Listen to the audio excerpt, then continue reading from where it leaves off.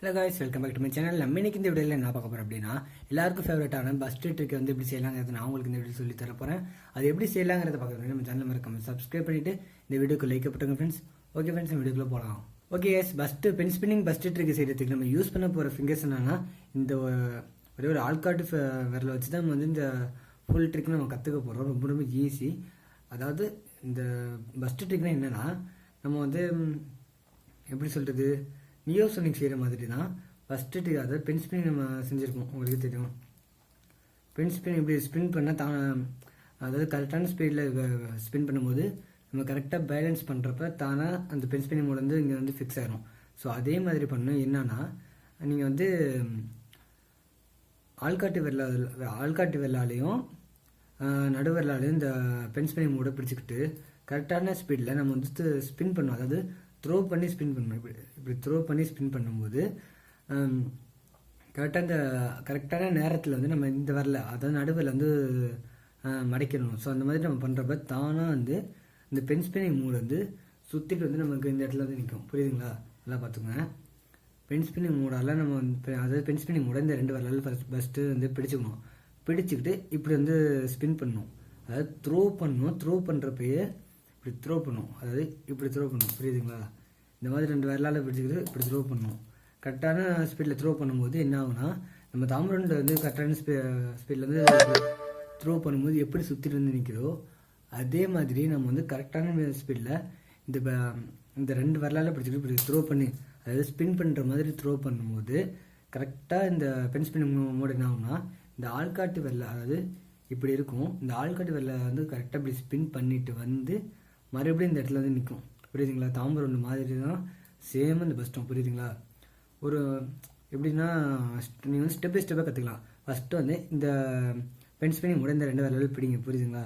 First இந்த மாதிரி பிடிச்சிக்கிட்டு ஸ்டெப் 2 என்னன்னா, ஸ்டெப் வந்து இந்த மாதிரி, ஸ்டெப் 1 வந்து இந்த மாதிரி பிடிச்சிக்கலாம்.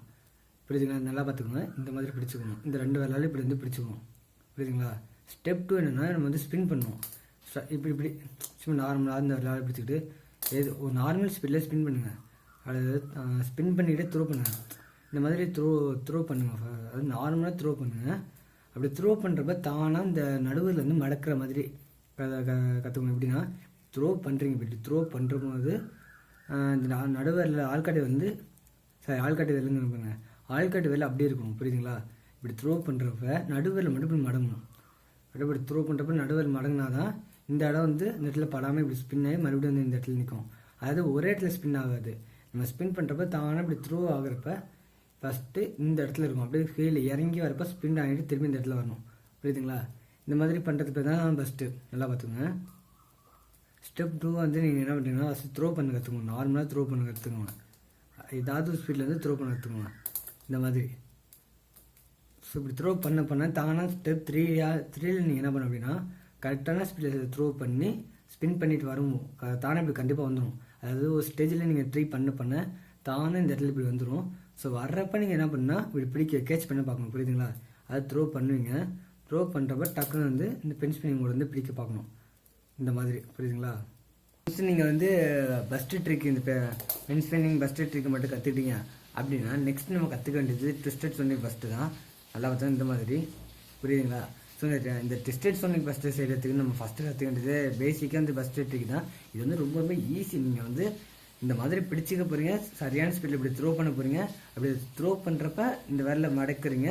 அப்படி மடக்குறீங்கன்னா தானாக இந்த மாதிரி ஸ்பின் ஆகி வந்துடும். புரியுதுங்களா? அது இப்படி ஸ்பின் பண்ணுறப்ப இப்படி ஸ்பின் ஆகி வந்துடும். நம்ம கரெக்டாக கேட்ச் பண்ணுறோம். இதான். அதாவது மொத்தமே 3 ஸ்டெப் தான். ஃபஸ்ட்டு பிடிச்சிக்கணும், 2வது ஸ்டெப்பில் த்ரோ பண்ணணும், 3வது ஸ்டெப்பில் வந்து பிடிச்சிக்கணும். புரியுதுங்களா? அவ்வளோதான். அதான் பார்த்துக்கணும். ஃபஸ்ட்டு பிடிச்சிக்கணும், த்ரோ பண்ணணும், 3வது ஸ்டெப்பில் கேட்ச் பண்ணணும். இந்த மாதிரி. புரியுதுங்களா? ஸ்டார்டிங் எடுத்ததுமே நம்மளால் இந்த மாதிரி சரியான ஸ்பீடில் வந்து த்ரோ பண்ண முடியாது. கண்டிப்பாக கீழே உள்ளதான் செய்யும். ஆனால் போக போக நம்ம ஸ்பின் பண்ணி கரெக்டாக அப்படி த்ரோ பண்ணுறப்ப இந்த வேலை வச்சு இப்படியே ஸ்பின் பண்ண தள்ள பாருங்கள். அதாவது ஸ்பின் பண்ணுற மாதிரி பாருங்கள். அப்போ தானே இந்த மாதிரி வந்துடும். புரியுதுங்களா? ரொம்ப ரொம்ப ஈஸி தான் இந்த மாதிரி. அவ்வளோதான். ஸோ இதுதான் வந்து பென் ஸ்பின்னிங் பஸ் ட்ரிக். ரொம்ப ரொம்ப ஈஸியாக கற்றுக்க முடியும். இது மட்டும் நீங்கள் கற்றுக்கிட்டிங்கன்னா அடுத்த வீடியோவில் நம்ம வந்து ட்விஸ்டட் சோனிக் பஸ் வந்து எப்படி செய்யலாம், அதாவது அடுத்த வீடியோவில் பார்ப்போம். சரி, ஓகே கைஸ், இந்த வீடியோவில் அவ்வளோதான். நம்ம அடுத்த வீடியோவில் சந்திப்போம். அது வரைக்கும் நம்ம சேனல் மறக்காம சப்ஸ்கிரைப் பண்ணிட்டு இந்த வீடியோக்குள்ள லைக் போட்டுருங்க கைஸ். ஓகே ஃப்ரெண்ட்ஸ், பாய்.